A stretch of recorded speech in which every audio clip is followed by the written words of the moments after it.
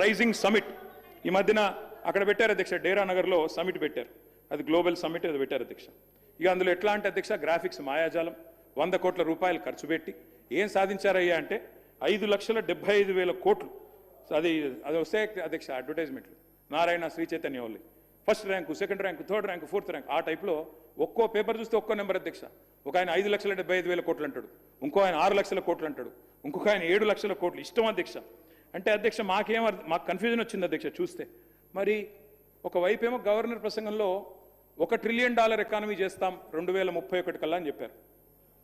మరి మీరు చెప్పే లెక్కలు చూస్తుంటే మరి ఇంకొక 4 రోజుల సమిట్ నడిపిస్తే అక్కడనే అయిపోతుంది 1 ట్రిలియన్ ఎకానమీ. ఇంకేం అవసరం ఉండే నాకు అర్థం కాదు. ఇంకా విచిత్రమైంది, గవర్నర్ ప్రసంగంలో ఇంకో మాట చెప్పారు అధ్యక్ష, 1 కోటి మంది మహిళల్ని కోటీశ్వర్లు చేస్తాం. చేయండి, కానీ 1 కోటి మంది కోటీశ్వర్లు అయితే 1 కోటి కోట్లు రాష్ట్రంలో సమకూరితే 100 ట్రిలియన్ ఎకానమీ అవుతుంది.